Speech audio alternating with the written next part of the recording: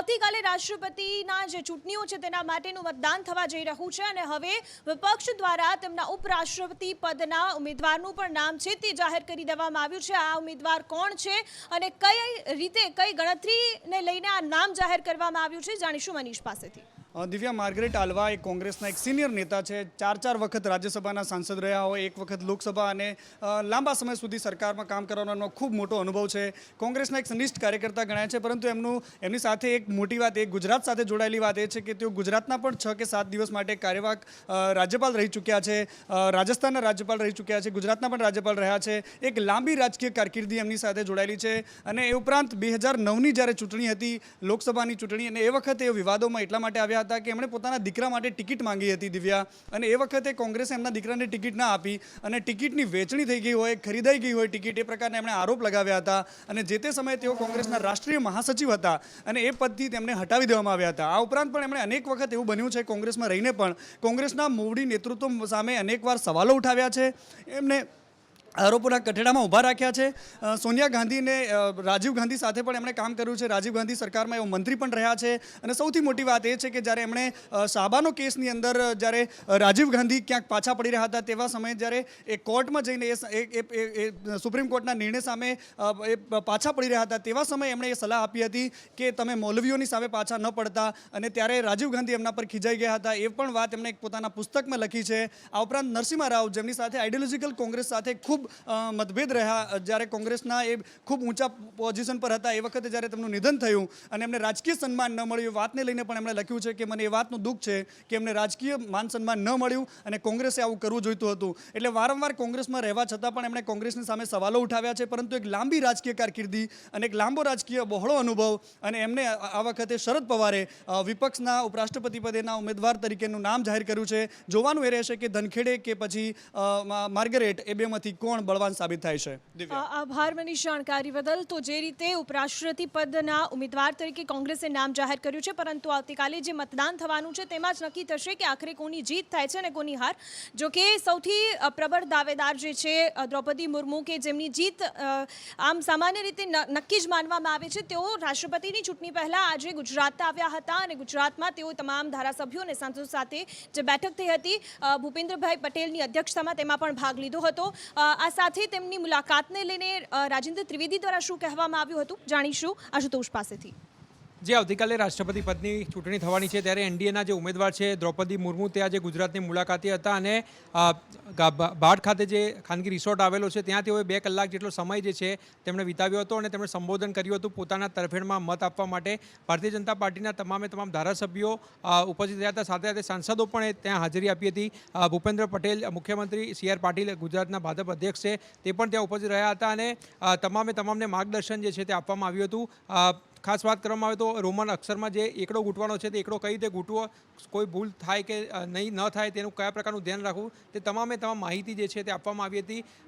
તે રવાના થયા બાદ રાજેન્દ્ર ત્રિવેદીએ કહ્યું હતું કે એ સૌથી નાની ઉંમરના રાષ્ટ્રપતિ જે છે દ્રૌપદી મુર્મુ બનશે અને તેમને ગર્વ છે કે આદિવાસી મહિલા જે છે તે દેશના રાષ્ટ્રપતિ બનશે। અને વડાપ્રધાન નરેન્દ્ર મોદીએ પણ તમામને આહવાન કર્યું છે કે કોઈપણ વિષમ પરિસ્થિતિઓએ પોતે તમામ મત આપે, જેથી કરીને જંગી બહુમતીથી દ્રૌપદી મુર્મુ જે છે તે આગામી રાષ્ટ્રપતિ બને। જી આભાર આશુતોષ। અને જે રીતે રાજેન્દ્ર ત્રિવેદીએ વિશ્વાસ વ્યક્ત કર્યો છે અને સામાન્ય રીતે દ્રૌપદી મુર્મુની જીત નક્કી જ છે અને એટલા જ માટે એવું કહેવું અતિશયોક્તિ નહીં હોય કે તે ભારત દેશના પહેલા આદિવાસી રાષ્ટ્રપતિ બનશે।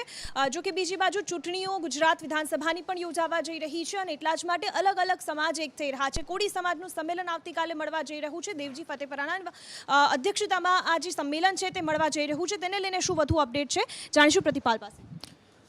જે ચોક્કસથી અત્યારે જે દિવ્યા મુદ્દો છે તે આપણે અત્યારે હાલમાં જે આતંકી અથડામણ થઈ છે તેના વિશે લેવાનું છે, એટલે કે ખાસ કરીને ભારત દેશનું ક્યાંક એક દુર્ભાગ્ય છે દિવ્યા કે ભારત દેશમાંથી જ જે અત્યારે હાલમાં દેશ અલગ પડ્યો છે તે પાકિસ્તાન છે અને પાકિસ્તાન અને આતંકી સ્થાન તરીકે પણ જાણવામાં આવે છે અને પાકિસ્તાનમાં અલગ અલગ જે આતંકવાદીઓ છે, મોસ્ટ વોન્ટેડ આતંકવાદીઓનું લિસ્ટ પાકિસ્તાનમાં છે, જે આતંકવાદી સંગઠનો છે અલગ અલગ તે પણ અત્યારે હાલ ત્યાં જ સક્રિય થયા છે। અને ખાસ કરીને પાકિસ્તાન ઓક્યુપાઈડ કાશ્મીર દિવ્યા, એટલે કે પાકિસ્તાન ઓક્યુપાઈડ કાશ્મીરમાં જ જે પાકિસ્તાનની સેના છે તે જ આવા આતંકવાદીઓને ક્યાંક પનાહ આપતી હોય છે। જે રીતે ભારતે ભૂતકાળમાં સર્જિકલ સ્ટ્રાઇક, એર સ્ટ્રાઇક કરી, તેમાં પણ પીઓકેમાં જ આ આક્રમણો કર્યા હતા અને તેના કારણે જ અવારનવાર ક્યાંક જે આતંકવાદી ઘટનાઓ સામે આવતી હોય છે. જમ્મુ કાશ્મીર છે, જમ્મુ કાશ્મીરનો ઘાટી વિસ્તાર છે, તેમજ અમરનાથની વાત કરવામાં આવે કે અત્યારે હાલમાં કાવડ યાત્રાની વાત કરવામાં આવે, અવારનવાર ક્યાંક ધમકીઓ મળતી હોય છે. પરંતુ આપણે ભારત દેશના જે જવાનો છે દિવ્યા, તે પણ તમામ જે આતંકવાદીઓ છે તેઓને જડબાતોડ જવાબ આપે છે. ફરી એકવાર જે રીતે પુલવામામાં ઘટના બની હતી કે આતંકવાદીઓ તેમજ જે આપણા જવાનો હતા તેઓના વચ્ચે અથડામણ થઈ છે અને અત્યારે હાલમાં એક જવાન ગંભીર રીતે તેમાં ઘાયલ થયા છે. પરંતુ જડબાતોડ જવાબ અત્યારે હાલમાં તેઓને આતંકવાદીઓને પણ આપવામાં આવ્યો છે અને અત્યારે હાલમાં બીજા સર્ચ ઓપરેશન પણ ચાલી રહ્યા છે કે જે આતંકવાદીઓ છુપાયા હોય, જે બીજી રીતે સક્રિય હોય તેઓને શોધવાના અત્યારે હાલમાં પ્રયત્નો પણ થઈ રહ્યા છે. તો તમામ આતંકવાદીઓને જે રીતે ભૂતકાળમાં પણ ઓપરેશન ઓલ આઉટ આપણે ચલાવ્યું હતું ભારત દ્વારા અને અલગ અલગ આતંકવાદીઓને ઠાર કરવામાં આવ્યા હતા, તે અલ-કાયદાનો હોય કે મુજાહિદ્દીનના હોય, તો અત્યારે હાલમાં પણ તમામ તે જે જડબાતોડ જવાબ છે તે ભારતના જવાનો દ્વારા તમામ આતંકવાદીઓને આપવામાં આવી રહ્યો છે. દિવ્યા, આભાર જાણકારી બદલ. અને બીજી બાજુ વાત કરીએ, આવનાર સમયમાં ગુજરાતમાં વિધાનસભાની ચૂંટણીઓ આવી રહી છે અને તેને જ લઈને અલગ અલગ સમાજ પણ એક થઈ રહ્યા છે. કોળી સમાજનું સંમેલન આવતીકાલે મળવા જઈ રહ્યું છે. શું વધુ અપડેટ જાણીશું મયુર પાસેથી. બિલકુલ દિવ્યા, વિધાનસભાની ચૂંટણી પહેલા કોળી સમાજ પોતાનું શક્તિ પ્રદર્શન કરવા જઈ રહ્યું છે. આવતીકાલે સાંજે 4 વાગ્યાથી આ સંમેલન શરૂ થશે. ઉલ્લેખનીય છે કે ભાજપથી નારાજ ચાલતા દેવજી ફતેપરા છે તે આ સંમેલનનું અધ્યક્ષ પદ શોભાવવાના છે. એમના જ વડપણ હેઠળ આખું સંમેલન છે. પરંતુ સૌથી ચોંકાવનારી બાબત એ છે કે આ સંમેલનની અંદર કોળી સમાજના બીજેપીના જે આગેવાનો છે તેમને પણ આમંત્રિત કરાયા છે. વેલનાથ સેના, ઠાકોર સેના છે, તેમના આગેવાનોને પણ આમંત્રિત કરાયા છે. સૌરાષ્ટ્રભરમાંથી ભાજપ તરફી જે વિચારધારા ધરાવનારા કોળી સમાજના આગેવાનો છે એ તમામને આમંત્રણ અપાયું છે. પરંતુ બીજી સૌથી મોટી વાત એ છે કે હજુ સુધી એ સ્પષ્ટ નથી થયું કે કુંવરજીભાઈ બાવળિયા અથવા તો તેમના સમર્થક જે કોળી સમાજના આગેવાનો છે એમને આમંત્રિત કરાયા છે કે કેમ, કારણ કે તેમના નામનું હજુ સુધી કોઈ સ્પષ્ટતા સામે નથી આવી. એટલે આવતીકાલના સંમેલનની અંદર એ પણ જોવામાં રહેશે કે દેવજીભાઈ ફતેપરાની આગેવાની અંદર સૌરાષ્ટ્રના કેટલા કોળી આગેવાનો એકત્ર થાય છે, સંમેલન કેવડું મોટું થાય છે, વિધાનસભાની ચૂંટણીને લઈને શું કોઈ રણનીતિ નક્કી કરવામાં આવે છે કે પછી અન્ય કોઈ વિગતો સામે આવે છે. એટલે આવતીકાલના સંમેલન ઉપર આખા ગુજરાતના કોળી સમાજની નજર રહેવાની છે. જી મયુર, જાણકારી બદલ આપનો આભાર. અને બીજી બાજુ રાજ્યભરમાં જે રીતે ચોમાસું છે તે મહેર કરવાના જગ્યાએ કહેર વરસાવી ચૂક્યું છે અને હજુ પણ એક વાવાઝોડું છે જે ગુજરાતના દરિયાકાંઠેથી ખૂબ જ નજીક છે ને એટલા માટે ચિંતા પણ વધુ છે. પરંતુ આશા એવી પણ છે કે આ જે વાવાઝોડું છે તે કોઈ અન્ય દિશામાં ફંટાઈ જાય. અત્યારે આ વાવાઝોડાની શું સ્થિતિ છે જાણીશું જિગ્નેશ પાસેથી. દિવ્યા, જે પ્રમાણે વરસાદે તારાજી વેરી હતી અને હવે જે વાવાઝોડું છે તે ગુજરાતના દરિયાકાંઠેથી નજીક છે. માત્ર 70 કિલોમીટર દૂર આ વાવાઝોડું છે અને તે ધીમે ધીમે ઉત્તર પશ્ચિમ દિશા તરફ આગળ વધી રહ્યું છે. એટલે કે જો તે આ જ દિશામાં આગળ આવશે તો ગુજરાતના દરિયાકાંઠા તરફ આગળ આવી શકે છે. પરંતુ બીજી વાત એવી પણ છે કે આ વાવાઝોડું જે પ્રમાણે અગાઉના જે વાવાઝોડાઓ ગુજરાતના દરિયાકાંઠે થઈ અને ઓમાન તરફ ફંટાયા હતા, આ પણ ત્યાં જઈ શકે છે. જોકે ગુજરાતથી 100 કિલોમીટર દૂર જે વાવાઝોડાનું ઉત્પન્ન થયું હતું તે હવે ગુજરાતના દરિયાકાંઠેથી ધીમે ધીમે નજીક આવી રહ્યું છે. અને તે જ માટે અલગ અલગ જે બંદરો છે, જ્યાં દરિયા કાંઠા છે, ત્યાં અલગ અલગ સિગ્નલ લગાવવામાં આવ્યા છે. 1 નંબરથી લઈને 3 નંબર સુધીના સિગ્નલો અલગ અલગ જગ્યાએ લગાવવામાં આવ્યા છે. એટલે કે ક્યાંક કોઈ જગ્યાએ હવાની જે ગતિ છે તે 10 કિલોમીટરથી 20 કિલોમીટર સુધીની રહેશે, તો ક્યાંક આ જે ઝડપ છે તે 50થી 60 કિલોમીટર સુધી જઈ શકે છે. અને જ્યાં સુધી આ વાવાઝોડાનો ખતરો છે ત્યાં સુધી માછીમારોને દરિયો ન ખેડવા માટે સૂચના આપવામાં આવી છે. આભાર જિગ્નેશ. અને એટલા જ માટે આફત હજુ ટળી નથી અને હવામાન વિભાગ દ્વારા હજુ પણ આગામી દિવસોમાં વરસાદની આગાહી કરવામાં આવી છે. આ સાથે રાજ્યમાં કયા કેટલા વિસ્તારોમાં વરસાદ થયો, ક્યાં તારાજી ભર્યા દ્રશ્યો સામે આવ્યા છે અને હવામાન વિભાગની આગાહી શું છે જાણીશું દિવ્યા ચૌહાણ પાસેથી. દિવ્યા, જે રીતે વરસાદની આગાહી હવામાન વિભાગ દ્વારા આપવામાં આવી છે, હાલ વરસાદે કેટલાક વિસ્તારોમાંથી વિરામ લીધો છે, પરંતુ દક્ષિણ ગુજરાતના ભાગોમાં સામાન્ય વરસાદ હજી પણ વરસી શકે છે. એટલે કે પોરબંદર, સૌરાષ્ટ્રના કેટલાક ભાગો છે, જૂનાગઢ, ગીર સોમનાથ, ત્યાં પણ દરિયાઈ કાંઠાના વિસ્તારોમાં પવન સાથે વરસાદ વરસવાની આગાહી છે તે આપવામાં આવી છે. એક તરફ લો પ્રેશર સક્રિય થઈ રહ્યું છે જેની અસર છે જે 20 જુલાઈ બાદ જોવા મળશે. પરંતુ તે પહેલાં જે સામાન્ય વરસાદ છે જે રાજ્યભરમાં રહેવાનો છે, વરસાદે વિરામ લીધો પરંતુ છૂટો છવાયો વરસાદ રાજ્યભરમાં રહેવાની આગાહી છે તે હવામાન તરફથી આપવામાં આવી છે. સાથે સાથે માછીમારોને હજી પણ 2 દિવસ દરિયો ન ખેડવાની સૂચના આપવામાં આવી છે, કારણ કે પવનની ગતિ છે જે 20થી 30 કિલોમીટરની ઝડપે રહેવાનું અનુમાન છે જે હવામાન તરફથી વ્યક્ત કરવામાં આવ્યું છે. આભાર દિવ્યા જાણકારી બદલ. અને જે રીતે ન માત્ર દક્ષિણ ગુજરાત, ઉત્તર ગુજરાત, સૌરાષ્ટ્ર પરંતુ સમગ્ર રાજ્યમાં જે વરસાદ વરસ્યો છે અને તેના કારણે ખાના ખરાબી પણ ખૂબ જ વધારે થઈ છે. સૌથી વધુ પરેશાન અત્યારે જગતનો તાત થઈ રહ્યો છે, કારણ કે જ્યારે શરૂઆતી વરસાદ થયો ત્યારે જે ખેડૂતો હતા તેઓને ખુશી થઈ હતી, પરંતુ જેમ જેમ વરસાદ વધુ વરસતો ગયો અને ત્યારબાદ જે રીતે માત્ર ને માત્ર પાણી જ સમગ્ર વિસ્તારોમાં થઈ ગયા હતા, જેના કારણે ખેતરો પણ ધોવાઈ ગયા છે. કેટલા વિસ્તારોમાં કયા વિસ્તારોમાં વધારે ખેડૂતોને નુકસાન થયું છે જાણીશું નિકુલ પાસેથી. જી નિકુલ. જી બિલકુલથી દિવ્યા, ગીર સોમનાથ હોય, ભાવનગર હોય કે પછી બગસરા તમામ જગ્યાએ જે છે તે અત્યારે ખેડૂતો રાતા પાણીએ રોઈ રહ્યા છે, કેમ કે જે ખેડૂતોએ વરસાદના વધામણા કર્યા હતા, જે ખેડૂતો વરસાદની કાગડોળે રાહ જોઈ રહ્યા હતા, તે વરસાદે હવે અતિશયોક્તિ કરી છે, જેના કારણે ખેતરો છે તે તળાવ અને નદીઓની અંદર ફેરવાઈ ચૂક્યા છે. અનેક નદીઓ જે છે તે ઓવરફ્લો થઈ, જેના પાણી જે છે તે ખેડૂતોના ખેતરો સુધી પહોંચ્યા અને તમામ જે પાક છે તે ધોવાઈ ગયાના જે બનાવો છે તે સામે આવ્યા છે. સંદેશ ન્યૂઝે આ તમામ જગ્યાએ ગ્રાઉન્ડ ઝીરો રિપોર્ટ જાણવાનો પ્રયત્ન કર્યો, જ્યાં ખેડૂતોએ રાતા પાણીએ જે છે તે રોવાનો વારો આવ્યો છે. ખેડૂતોને ભારે નુકસાન છે તે પહોંચ્યું છે. ખાસ કરીને જે ગીર સોમનાથની વાત કરીએ તો જે ખેડૂતોની અંદર જે છે તે જે ખુશી વાપી હતી તે હવે દુઃખ જોવા મળી રહ્યું છે, કેમ કે જે ખેતરો છે તે પાણીમાં ગરકાવ થઈ ચૂક્યા છે. તે જ રીતે ભાવનગરમાં પણ જે મેઘતાંડવ છે તે યથાવત રહ્યો અને જેના કારણે જે જેસર ગામ છે ત્યાં સંદેશ ન્યૂઝ પહોંચ્યું, જ્યાં રિયાલિટી જાણવાનો પ્રયત્ન કર્યો તો અનેક જે રોડ રસ્તા, ચેકડેમ અને ઘર ધોવાયા સાથે જ જે ખેડૂતોના ખેતરો છે તે પણ જે છે તે ધોવાઈ ચૂક્યા છે. તે જ રીતે બગસરાની અંદર પણ જે છે તે 30,066 હેક્ટર જેટલી જે જમીનમાં વાવેતર જે છે તે કરવામાં આવ્યું હતું, જેમાંથી 19,619 હેક્ટર જમીનમાં જે છે તે માત્ર કપાસનું વાવેતર હતું અને તેમાં પણ જે છે તે વ્યાપક નુકસાન ખેડૂતોને પહોંચ્યું છે, કેમ કે અતિશય જે વરસાદ વરસ્યો અને તેના કારણે ખેડૂતોએ જે છે તે અત્યારે રોવાનો વારો આવ્યો છે.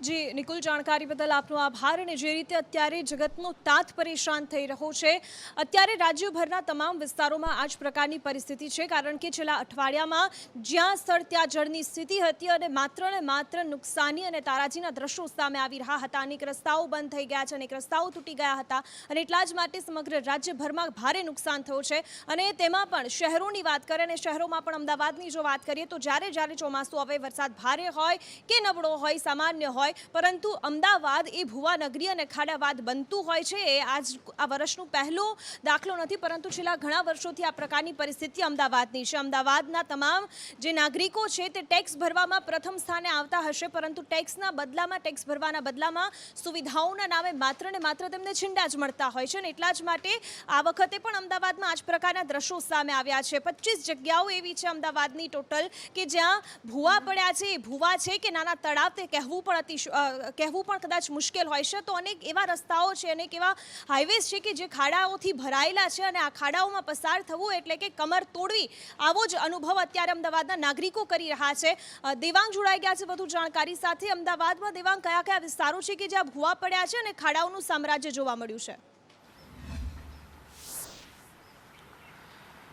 દિવ્યા, આ વખત અમદાવાદની જો વાત કરીએ તો લગભગ 25 જેટલા વિસ્તાર છે કે જ્યાં ખાડાઓ અને ભૂવાઓ પડવાની સમસ્યા સામે આવી છે. મહત્વની વાત છે કે વસ્ત્રાલ જે મેટ્રો સ્ટેશન છે તેની પાસે જે ભૂવો પડ્યો છે તેના તો લાઈવ દ્રશ્યો પણ સામે આવ્યા છે.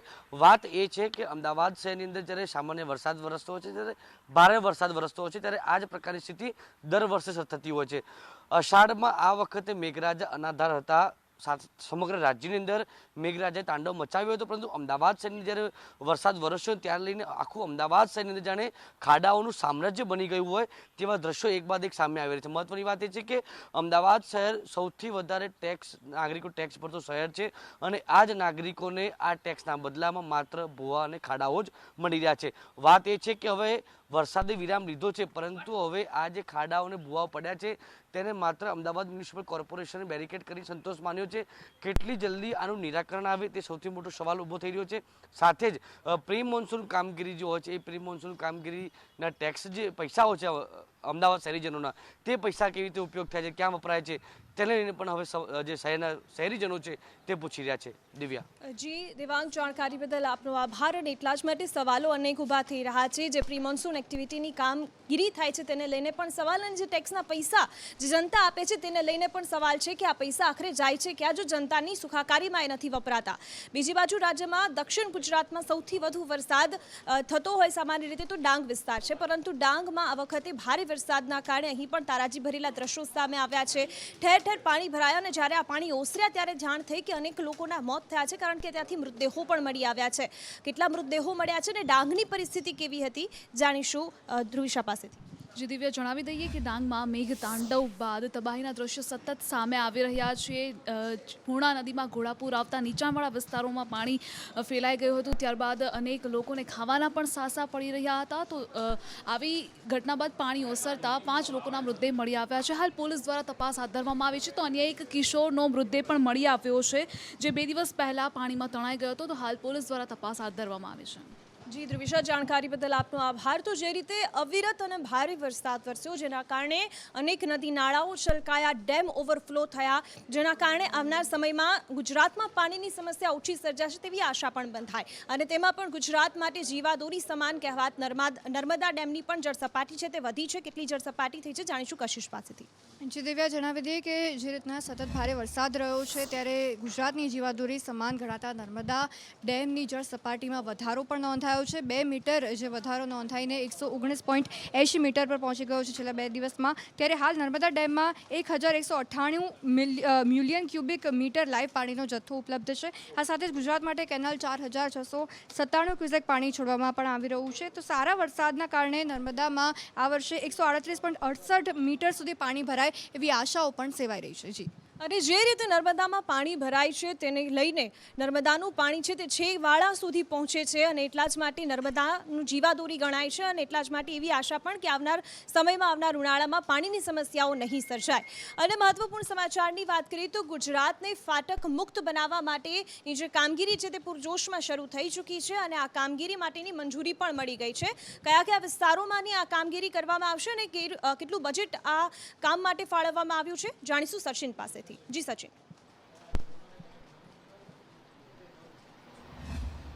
જી ચોક્કસથી દિવ્યા, આપને જણાવીશ કે રાજ્યમાં જે ફાટક મુક્ત રાજ્ય બનાવવા માટે થઈને ભૂપેન્દ્ર પટેલ દ્વારા એક નેમ ઉપાડવામાં આવી છે. અને વાત કરવામાં આવે તો રાજ્યની એક મહાનગરપાલિકા અને 9 નગરપાલિકાઓને જે છે ઓવરબ્રિજ જે છે એના માટે સૈદ્ધાંતિક કાર્યોને મંજૂરી આપવામાં આવી છે. અને આ 443.45 કરોડના કામોને સૈદ્ધાંતિક મંજૂરી આપી દેવામાં આવી છે. વાત કરવામાં આવે તો અંજાર, વલ્લભ વિદ્યાનગર, હળવદ, ખાંભળિયા, ધાંગધ્રા, આંકલાવ, મોરબી, ધોરાજી નગરોમાં 2 વેને મંજૂરી આપવામાં આવી છે. તો જૂનાગઢ મહાનગરપાલિકામાં પણ અને ઘણા એવા વિસ્તાર છે જ્યાં આ જે ઓવરબ્રિજ છે રેલવેના તેને મંજૂરી આપવામાં આવી છે.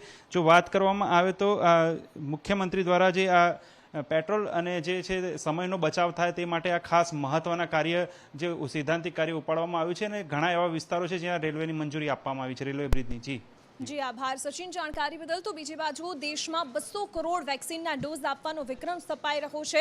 ત્યાં બીજી બાજુ સુરત જેવા શહેરોમાં કોરોનાના કેસમાં નહીં પણ બાળકોમાં કોરોનાના કેસમાં વધારો નોંધાઈ રહ્યો છે. વધુ જાણકારી મેળવીશું મનીષ પાસેથી. જી મનીષ. જી બિલકુલ દિવ્યા, વાત કરીએ તો સુરત શહેરમાં આ ચોથી લહેરની શરૂઆત થઈ ગઈ છે. તેમાં સૌથી વધુ અસરકારક હોય તો તેમાં બાળકો ભોગ બની રહ્યા છે. મહત્વની વાત છે કે સુરતની નવી સિવિલમાં હાલ 14 જેટલા બાળકો સારવાર હેઠળ છે. ત્યારે નવી ઓપીડી બી શરૂ કરી દેવામાં આવી છે. સાથે જ વાત કરીએ તો આ જે બાળકો છે તે મોટાભાગના બાળકો છે તે વેક્સિન નથી લીધી તેવા બાળકોને કોરોનાની અસર થઈ રહી છે. તો સુરતનું સિવિલ તંત્રમાં અપીલ કરવામાં આવી રહી છે કે આવા જે બાળકો છે બાળકો જલ્દીથી જલ્દી રસી લે અને કોરોનાથી બચે. બીજી બાજુ વાત કરીએ તો વેક્સિન 200 કરોડની આસપાસ વેક્સિન ડોઝ આપીને ભારત દેશે ઇતિહાસ રચ્યો છે. ત્યારે રાજકોટ શહેરમાં આ 2 દિવસમાં જ જે વેક્સિનનો ડોઝ છે તે ખૂટી પડ્યો છે. એટલે જે વેક્સિન લેવા લોકો આવેલા છે તેમણે પાછું વળવું પડ્યું. જે વહીવટીતંત્રના લીધે આ જે વેક્સિનનો ડોઝ છે તે ખૂટી પડ્યો હાલ તેવું કહેવાય છે. બીજી બાજુ વાત કરીએ તો અમદાવાદ શહેરમાં રોગચાળો વકરો છે અને અમદાવાદ શહેરમાં ઝાડા ઉલટી સહિત મેલેરિયાના રોગ જે છે તે પૂરજોશમાં છે. ચોમાસું તો થતાની સાથે જે આ રોગચાળો વકરો છે ત્યારે અમદાવાદના અલગ અલગ શહેરમાં હાલ રોગચાળો વકર્યો છે અને જે કહેવાય કે કેસો નોંધાઈ રહ્યા છે. જી મનીષ, જાણકારી બદલ આપનો આભાર. અને જે રીતે સમગ્ર વિશ્વમાં ભારત દેશે વેક્સિનના ડોઝ આપવામાં બીજા સ્થાને આવ્યું છે કારણ કે 200 કરોડ ડોઝ વેક્સિનના ભારતે આપી ચૂક્યા છે અને વિક્રમ સર્જ્યો છે. વધુ જાણકારી મેળવીશું ધવલ પાસેથી. દિવ્યા, જણાવી દઉં કે વિકસિત દેશો પણ જે કામગીરીમાં પાછળ છોડી દીધા છે એવું કામ એટલે કે કોરોનાનું રસીકરણ, જેમાં 18 મહિનાની અંદર 200 કરોડ ડોઝ ભારતે આપી દીધા છે. ભારત માટે આ ગર્વની વાત છે, ગર્વની ક્ષણ છે કે 200 કરોડ ડોઝ આપી દીધા બાદ કોરોનાને હરાવી દીધો હોય એવી એક આખી મુહિમ સર્જાઈ છે. પ્રધાનમંત્રી મોદીએ પણ આરોગ્ય વિભાગ અને એમના અધિકારીઓને અભિનંદન પાઠવ્યા છે ટ્વીટ આપીને. સાથે સાથે મનસુખ માંડવિયા જે સ્વાસ્થ્ય મંત્રી છે એમને પણ અભિનંદન પાઠવ્યા છે અને એ વાત કરી છે કે આરોગ્ય વિભાગ અને સમગ્ર ભારત માટે આ ગર્વની ક્ષણ છે કે આપણે 200 કરોડ ડોઝ આપી દીધા છે. સાથે સાથે વુના જે વડા છે અને વુના અધિકારીઓએ પણ ભારતના વખાણ કર્યા છે. આભાર ધવલ જાણકારી બદલ. અને વાત કરીએ રમત જગતની તો પીવી સિંધુએ ભારત માટે ઇતિહાસ સર્જ્યો છે. ભારત માટે સિંગાપુર ઓપનમાં ગોલ્ડ મેડલ જીત્યો છે. કઈ રીતે આ આખી ગેમ રહી હતી જાણીશું જિજ્ઞાસા પાસે. બિલકુલ દિવ્યા, સિંગાપુર ઓપનમાં પીવી સિંધુએ નવો જ ઇતિહાસ રચ્યો છે. તેને ચીનની ખેલાડીને હરાવીને આમાં ગોલ્ડ મેડલ મેળવ્યો છે. 2 વખતની ઓલિમ્પિક ખેલાડી અને વિશ્વ રેન્કિંગમાં 7મા નંબરની પીવી સિંધુએ વર્લ્ડ રેકોર્ડ સર્જ્યો છે. ખાસ કરીને સિંગાપુર ઓપન 2022માં ગોલ્ડ મેડલ પોતાના નામે કર્યો છે અને વધુ એક ભારતને ગૌરવ અપાવ્યું છે. પીવી સિંધુએ ઓપન મહિલા સિંગલ્સમાં ચીનની ખેલાડીને હરાવી છે અને ગોલ્ડ મેડલનો ખિતાબ પોતાના નામે કર્યો છે. LSE ઉપર થઈ રહેલી ચીનની જે અતિક્રમણ અથવા તો દબાણની જે નીતિ છે તેને લઈને આજે ભારતીય અને ચીની કમાન્ડર સ્તરની બેઠક થઈ હતી અને ચીન દ્વારા જે દબાણ કરવામાં આવી રહ્યું છે, સૈનિકો મોકલવામાં આવી રહ્યા છે, તેને દૂર કરવાની વાતચીત કરવામાં આવી રહી હોય તેવી જાણકારી સામે આવી છે. વધુ કયા મુદ્દાઓને લઈને આ બેઠકમાં વાતચીત થઈ શકે છે, જાણીશું ભાવિની પાસેથી. વાત કરીએ દિવ્યા, તો છેલ્લા ઘણા સમયથી ભારત અને ચીની સૈનિકો વચ્ચે ઘર્ષણ ચાલી રહ્યું છે અને ઘર્ષણને બંધ કરવા માટે પણ અનેકવાર બેઠકો થઈ ચૂકી છે, ચર્ચાઓ થઈ ચૂકી છે. ત્યારે વિસ્તારવાદી કહેવાતા દેશ ચીન અને ભારત વચ્ચે વધુ એકવાર તેમના કમાન્ડર સ્તરની બેઠક યોજાઈ હતી અને આ બેઠકમાં જે દબાણ કરવામાં આવ્યું છે, દબાણને દૂર કરવામાં આવે, ચીની સૈનિકો ત્યાંથી અટી જાય તેવું ભારત દ્વારા દબાણ કરવામાં આવ્યું હતું. અને આ સાથે જો વાત કરીએ તો પૂર્વી લદ્દાખમાં પણ જે ઘર્ષણ ચાલી રહ્યું છે તેને પણ જલ્દીથી હટાવી દેવામાં આવે અને પૂર્ણ કરવામાં આવે તેવું ભારત તરફ કહેવામાં આવ્યું હતું. અને આ સાથે જ અન્ય એટલા મુદ્દાઓ હતા જેના ઉપર ચર્ચા કરવામાં આવી હતી. આભાર ભાવિની. આ સાથે જ વોર રૂમમાં હાલ બસ આટલું, પરંતુ તમામ સમાચારો અને અપડેટ્સ માટે આપ લોગિન કરી શકો છો sandesh.com પર. નમસ્કાર.